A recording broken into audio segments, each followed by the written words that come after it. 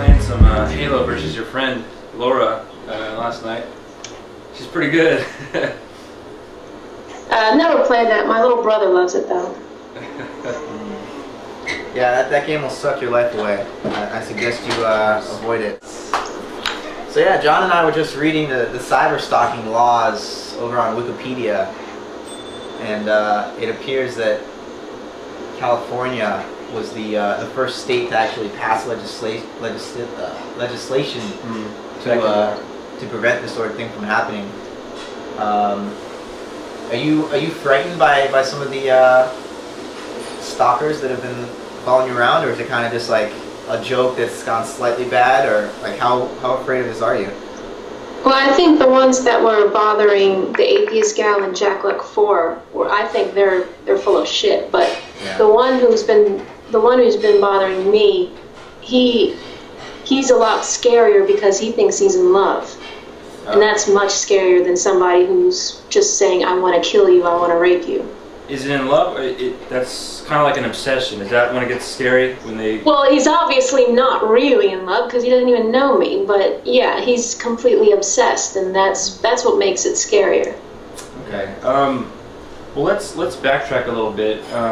Let's get the backstory of why you got on YouTube, because cyberstalking wouldn't necessarily happen, or we wouldn't even be discussing this if you didn't choose to engage in the YouTube community and all the goods and bads that come with it. So I wanted to hear why you got involved in getting on the internet and becoming plugged into this cyber culture. Well, I was basically just bored and I needed to interact with people. Being in Oklahoma and just being around literally hundreds of thousands of people who you cannot relate to in any way whatsoever for so many years, you kind of just, you go looking for people who are like-minded, and well, in my case, the only place to find it is the internet. Yeah. Is that still the case? Are you finding any like-minded people out there in Oklahoma? Well, I've basically given up. That's why I'm leaving. Oh, okay. Interesting. You know, I joined YouTube for similar reasons. I was living in Orlando, just graduated college, and I didn't really have anyone to talk to about the things that I was passionate about. And so yeah, YouTube really helped out as far as connecting me with people who wanted to engage in the types of conversations that I was missing out on. I think that's why a lot of people, at least who post videos, you know, about intellectually or philosophically insightful videos like us. Yeah, that seems right. I mean, a lot of people who are consistently posting, I think there is a lack of social interaction in their lives, or at least that's how they start. That's how it starts. Mm-hmm. And then if they're consistent with it, they find a way to network with other like-minded people, as I'm sure you've done, Peach. Well, there's proof that you've done it. So, and I hope that works out for you. So yeah, good with that. But well, it basically has. Yeah. Well, getting back to this cyberstalker issue, I'm going to relate it because cyberstalking, I'm going to give just a big definition, and we'll see where you plug into it, where we plug into it, where others who are watching plug into it. But this is Wikipedia. Take it for what it's worth. Cyberstalking is the use of the internet or other electronic means to stalk someone. It has been defined as the use of information and communications technology, particularly by the internet, by an individual or group of individuals, to harass another individual, group of individuals, or organization. There we go. The behavior includes false accusation, monitoring, the transmission of threats, identity theft, damage or data to equipment, the solicitation of minors for sexual purposes, which is a big one, we should get into that, and gathering information for harassment purposes. The harassment must be such that a reasonable person in possession of the same information would regard it as sufficient to cause another reasonable person distress. So, are you a reasonable person, and have you been distressed? Yes, very much so. So you're falling into the so there is cyberstalking going on. Have you ever been threatened, or has anybody ever tried to steal your identity? That's happened to me, actually. Someone tried to steal my YouTube identity, and I had to like make a video saying, no, that's not me. This person was going around, I remember that, harassing and saying racist things and stuff, and he wanted to blackmail me. He wanted me to give him money so he would stop doing that. So yeah, I've been cyber stalked as well, according to this definition. What do we do with this kind of thing? Do we just do we get more protective about some of our personal stuff, like making videos? I was talking to Laura last night about the issue, and she says even the guys need to be very protective of what kind of videos they're putting out that might have like a street name on it or an outside your house kind of thing, because of Google Maps now. If you've been on it and you can see how close you can get right outside someone's house and look and see all the stuff going on. Yeah. This is not live yet. It's not live yet, but it's pretty up to date, and you can kind of see, you can track someone down like that, which is, yeah. So what do you think Which is exactly why I never use my real name ever. Okay. Yeah. It makes sense. I mean, yeah. But I kind of regret releasing. I mean, it's too late for us now, so just call me down. But I've never had any serious problems. I mean, I've had a little bit of harassment where they would say something I didn't like in a message, but never like a threat that they're gonna come and get me like in the meat world and interfere with this life. Yeah.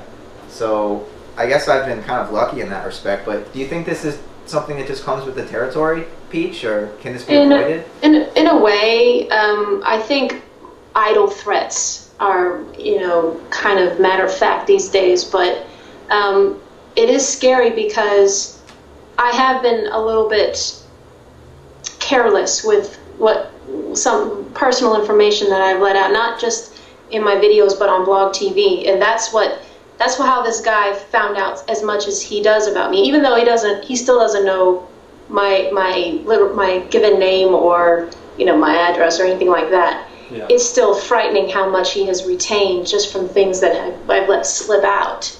Yeah, interesting.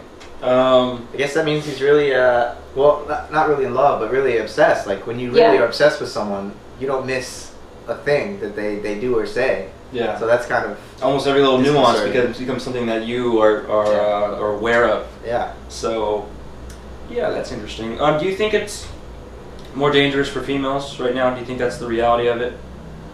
Well, yeah, because I think it's unfortunately it's men who are more likely to be stalkers, although there are women stalkers as well.